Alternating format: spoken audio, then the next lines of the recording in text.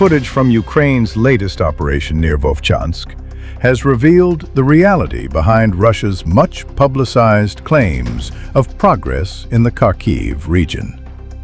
Russian assault groups attempt to infiltrate Ukrainian positions, hoping to seize a symbolic location, raise a Russian flag, photograph it, and report another supposed battlefield success.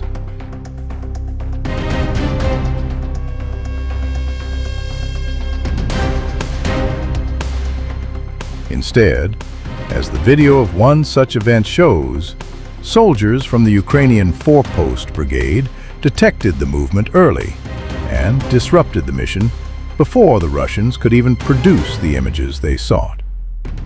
Ukrainian drone footage showed how operators continuously search forest belts and abandoned areas for subtle indicators of Russian presence, including discarded rubbish that often reveals hidden infiltration groups.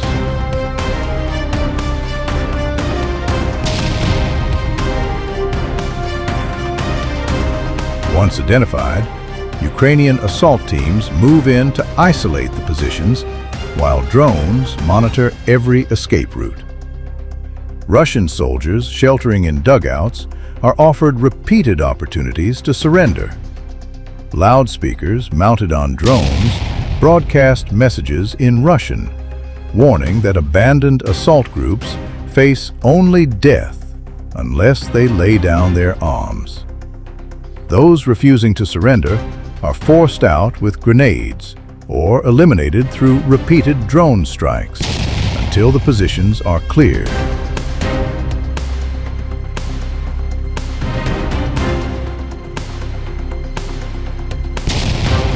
This Ukrainian clearing operation confirms the broader reality around Vovchansk, where small infiltration groups attempting to reach isolated positions demonstrate only that Russia lacks the manpower, armored support, artillery concentration, and logistics required for a sustained breakthrough.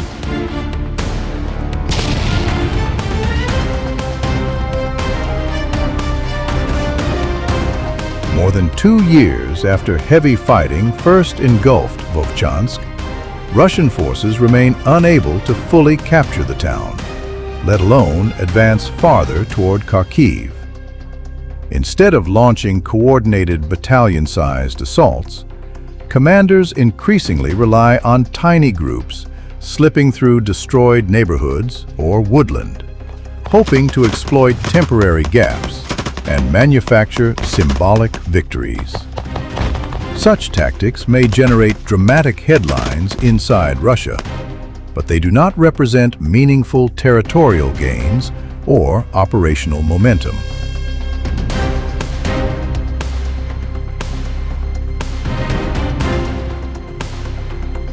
This disconnect from reality extends all the way to the Kremlin itself, as Putin's understanding of the situation is based on fabricated operational maps prepared by Russian commanders.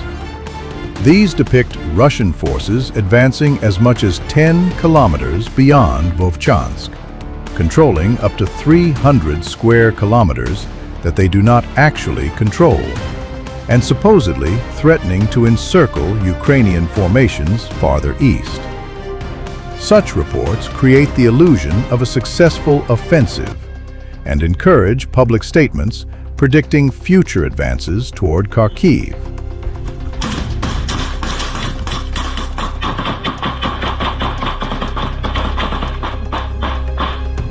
The same pattern became evident when the Russian Ministry of Defense officially announced the capture of Sherbakivka in Kharkiv Oblast, despite the fact that the settlement had officially ceased to exist nearly 30 years ago, after being depopulated and removed from administrative records in 1997. While official statements describe sweeping advances, battlefield footage continues to show Russian assault groups being hunted down near Vovchansk.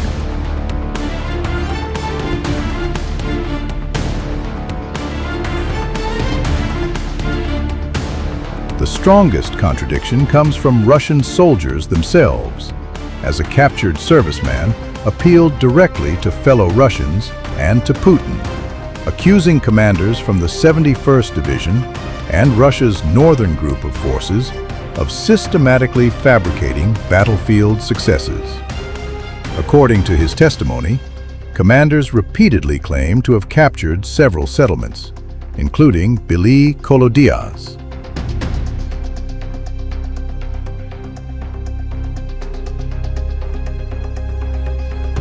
Yet the soldier explained he surrendered after spending roughly 2 weeks abandoned in a dugout significantly north of Bely Kolodiaz, demonstrating that Russian forces had never reached the locations their commanders claimed to control.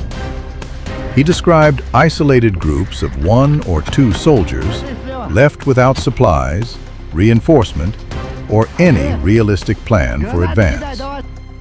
Many of them eventually surrendered simply because they realized no one intended to rescue them or support their positions.